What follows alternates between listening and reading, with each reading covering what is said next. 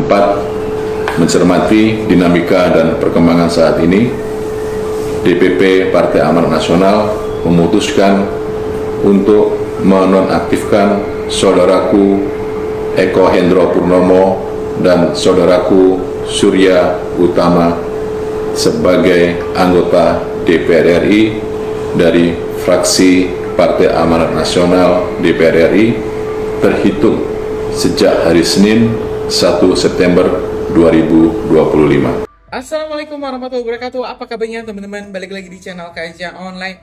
Akhirnya Presiden Prabowo Subianto dan juga Wapres Gibran mendengar dan memenuhi semua tuntutan rakyat Indonesia. Kita tahu teman-teman, beberapa hari yang lalu rakyat makin marah memuncak, bahkan puncaknya terjadi penjarahan kepada beberapa anggota DPR, bahkan hingga Menteri Sri Mulyani. Akibat hal inilah teman-teman, Pak Prabowo langsung turun tangan, Mas Gibran langsung turun tangan. Dalam konferensi pers bersama sejumlah ketua partai politik, Pak Prabowo mengumumkan membatalkan semua kenaikan gaji anggota DPR, bahkan memerintahkan pemecatan kepada anggota DPR yang nakal, yang berani menghina rakyat. Hari ini kita juga sudah mendapatkan press release di mana Ahmad Saroni, Eko Patrio, Uya Kuya, dan juga Nafa Urbach sudah dinonaktifkan dari posisinya sebagai anggota DPR. Hal ini tentu memang adalah sesuatu yang sudah diinginkan oleh rakyat, sudah dituntut oleh rakyat, di mana rakyat itu sebenarnya tidak macam-macam teman-teman.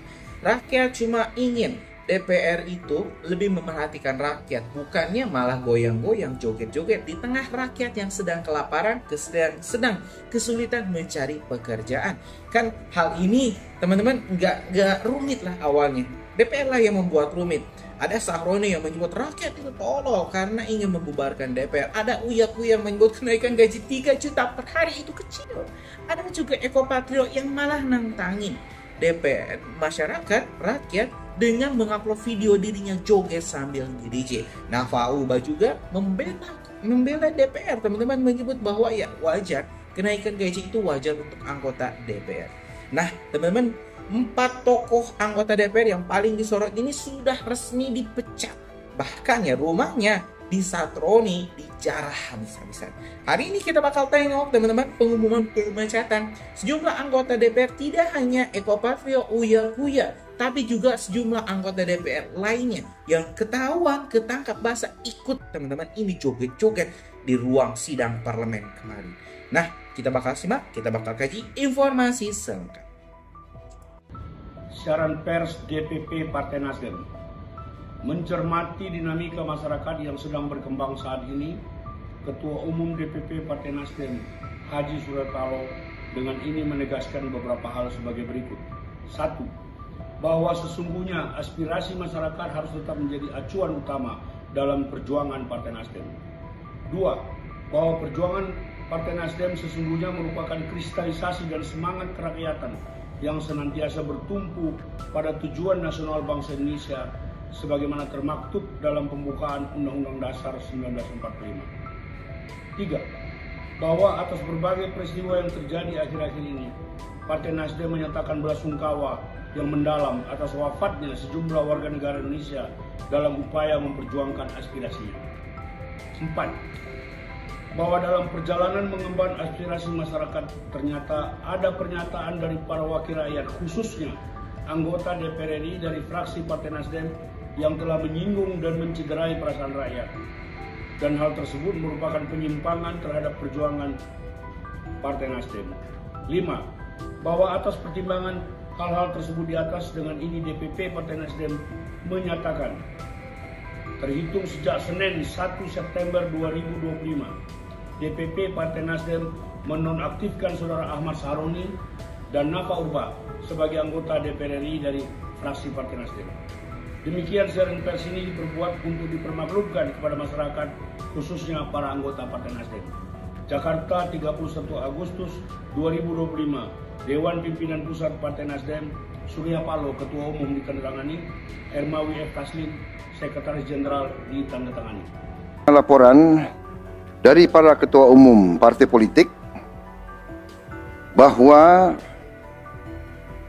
mereka telah mengambil langkah tegas terhadap anggota DPR masing-masing terhitung sejak hari Senin 1 September 2025, yaitu terhadap anggota DPR masing-masing yang telah mungkin menyampaikan pernyataan-pernyataan yang keliru. Kemudian para pimpinan DPR menyampaikan akan dilakukan pencabutan beberapa kebijakan DPR RI, termasuk besaran tunjangan anggota DPR dan juga moratorium kunjungan kerja ke luar negeri.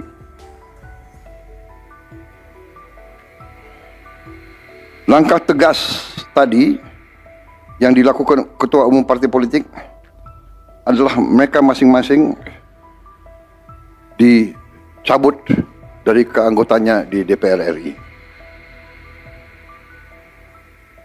Dan juga para pimpinan DPR telah berbicara dan para ketua umum partai juga sudah menyampaikan melalui ketua fraksi masing-masing bahwa para anggota DPR harus selalu peka dan selalu berpihak kepada kepentingan rakyat. Assalamualaikum warahmatullahi wabarakatuh. Salam, Om Swastiastu, Namo Buddhaya, salam kebajikan, Rahayu, Rahayu, Rahayu. Saya akan membacakan siaran pers Dewan Pimpinan Pusat Partai Amanat Nasional dalam mensikapi perkembangan terakhir. Dewan Pimpinan Pusat Partai Amanat Nasional senantiasa berkomitmen menjaga kehormatan, disiplin, serta integritas wakil rakyat yang berasal dari Partai Amanat Nasional dalam menjalankan tugas-tugas konstitusional di DPR RI. Berdasarkan dinamika yang berkembang dan setelah melalui pembahasan di partai, DPP Partai Amanat Nasional dengan ini menyatakan sebagai berikut. 1. Partai Amanat Nasional yang lahir dari rahim reformasi akan tetap terus memegang teguh untuk merealisasikan nilai-nilai reformasi dalam kehidupan bermasyarakat, berbangsa, dan bernegara.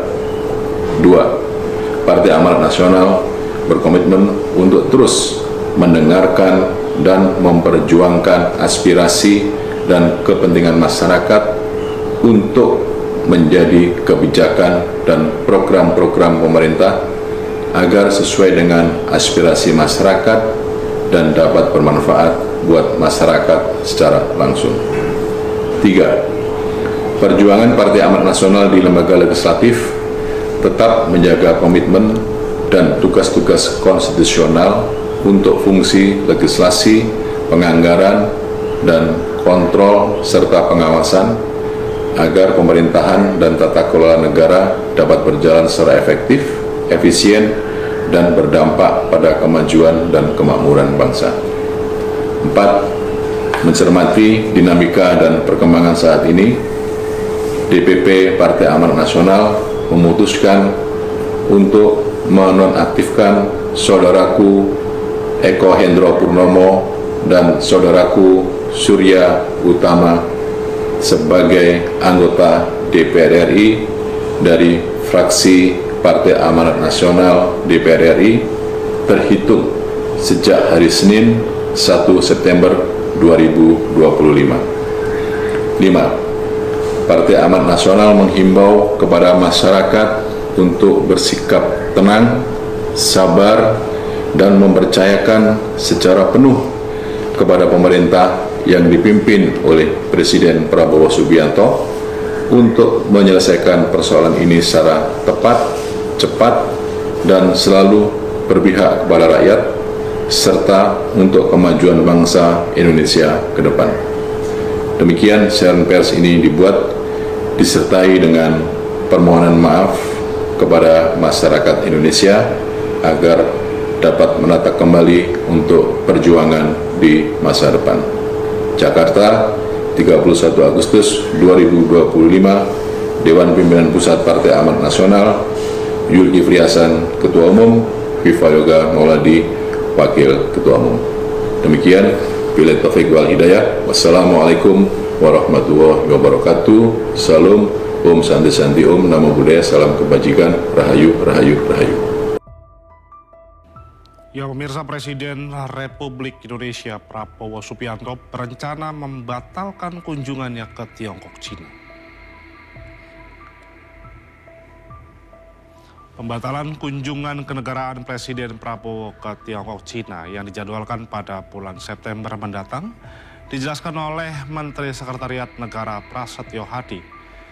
Presiden Prabowo belum dapat memenuhi undangan Presiden Cina Xi Jinping dan memilih untuk fokus memantau, memimpin dan mencari penyelesaian terbaik atas berbagai dinamika yang terjadi di tanah air.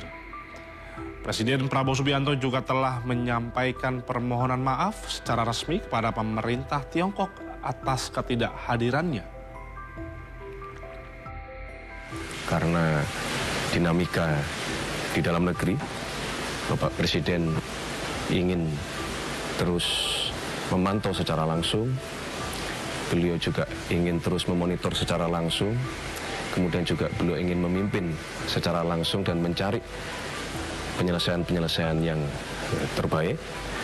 Oleh karena itu, Bapak Presiden Prabowo Subianto dengan kerendahan hati dan dengan memohon maaf kepada pemerintah Tiongkok, beliau memutuskan untuk belum dapat menghadiri undangan dari pemerintah Tiongkok. Kelompok pekerja hingga pengemudi ojek daring belakangan ini menunjukkan adanya keresahan sosial yang tidak bisa dipandang sebelah mata. Tuntutan mereka memang lahir dari ketidakpuasan terhadap kebijakan negara, terutama terkait tingginya gaji dan tunjangan DPR, serta masalah korupsi yang terus menghantui. Namun di sisi lain, aksi-aksi yang berujung pada tindakan anarkis jelas tidak dapat dibenarkan. Aspirasi rakyat tidak boleh tercederai oleh perilaku yang merusak, karena pada akhirnya yang dirugikan adalah masyarakat sendiri. Dalam kondisi yang memanas ini, Presiden Prabowo tampil dengan sikap yang tegas sekaligus menenangkan. Ia menegaskan bahwa kebebasan berpendapat adalah hak yang dijamin undang-undang dan hukum internasional, tetapi harus dilakukan dengan damai, tanpa kekerasan, tanpa penjarahan, tanpa kerusakan fasilitas umum. Presiden juga menekankan negara tidak akan tinggal diam apabila muncul indikasi makar, terorisme, atau campur tangan kelompok yang ingin memecah belah bangsa. Langkah ini bukanlah bentuk pembungkaman, melainkan proteksi agar hak rakyat untuk menyampaikan aspirasi tidak dicemari oleh tindakan yang melawan hukum. Salah satu poin penting yang perlu dicatat adalah keberanian Presiden meminta DPR melakukan koreksi. Melalui komunikasi dengan para ketua umum partai politik, Presiden memastikan adanya langkah konkret berupa pencabutan tunjangan berlebih bagi anggota DPR, moratorium kunjungan kerja ke luar negeri, hingga penegasan agar setiap wakil rakyat lebih peka terhadap suara masyarakat. Bagi rakyat yang selama ini merasa dikhianati oleh sikap arogan sebagian anggota DPR, koreksi ini setidaknya menjadi titik awal pemulihan kepercayaan. Tak hanya itu, Presiden Prabowo juga mendorong adanya pembersihan internal di lingkaran kekuasaan. Para pejabat yang terbukti atau terindikasi kuat melakukan praktik korupsi harus disingkirkan tanpa pandang bulu. Janji pemberantasan korupsi bukan sekadar slogan kampanye, melainkan komitmen yang kini diuji di hadapan publik. Usulan pengesahan undang-undang penyitaan aset koruptor serta hukuman yang lebih berat menjadi bagian dari harapan rakyat agar negara benar-benar bersih dari tikus berdasi. Di tengah gejolak ini, rakyat sejatinya menunggu dua hal: konsistensi dan ketegasan. Konsistensi dalam membersihkan praktik busuk di pemerintahan, serta ketegasan untuk menegakkan hukum tanpa diskriminasi.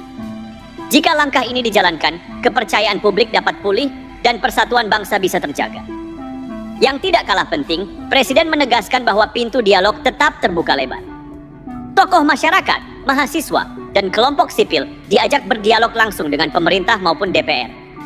Inilah langkah yang patut diapresiasi, sebab hanya melalui musyawarah, kesepakatan dapat lahir tanpa harus ada korban jiwa, tanpa ada kerusuhan, dan tanpa harus mengorbankan fasilitas publik yang dibangun dengan keringat rakyat. Bagi masyarakat luas, pesan yang perlu dicerna sederhana. Aspirasi boleh disuarakan, kritik boleh dilontarkan, tetapi jangan sampai kita terjebak dalam provokasi yang merusak persatuan. Indonesia sedang berada di titik krusial, di ambang kebangkitan, dan momentum ini tidak boleh dibiarkan runtuh hanya karena segelintir pihak yang ingin memancing di air keruh. Presiden Prabowo kini menghadapi ujian terbesar pada awal masa pemerintahannya. Bagaimana menjaga stabilitas politik tanpa kehilangan kepercayaan publik? Tantangan ini bukan sekadar teknis administratif, melainkan persoalan kepercayaan moral. Rakyat sudah terlalu lama dikecewakan oleh wajah korupsi, kesenjangan, dan kesombongan sebagian elit. Karena itu, setiap langkah presiden akan dinilai bukan dari kata-kata, melainkan dari konsistensi tindakan nyata. Dalam konteks ini, keseimbangan menjadi kata kunci. Presiden tidak bisa hanya mengandalkan pendekatan keamanan untuk meredam gelombang aksi. Menggunakan aparat secara berlebihan justru berpotensi memperlebar jarak dengan rakyat. Sebaliknya, membiarkan aksi berkembang tanpa batas juga berisiko menciptakan ruang bagi provokator yang ingin merusak stabilitas. Maka, pendekatan dialogis yang kini dipilih presiden merupakan jalan tengah yang paling bijak, tegas dalam hukum tetapi terbuka dalam komunikasi. Namun perlu dicatat bahwa keberhasilan presiden tidak mungkin berdiri sendiri. DPR sebagai mitra strategis harus berani melakukan otokritik. Ketidakpekaan sebagian anggota dewan terhadap penderitaan rakyat adalah bara yang memicu api protes di jalanan. Jika DPR gagal melakukan koreksi internal, maka beban politik akan terus tertuju kepada presiden, seolah-olah semua kesalahan negara terletak di pundaknya. Disinilah pentingnya kesadaran kolektif. Reformasi politik bukan hanya tanggung jawab presiden, tetapi juga legislatif, yudikatif, dan seluruh elemen bangsa.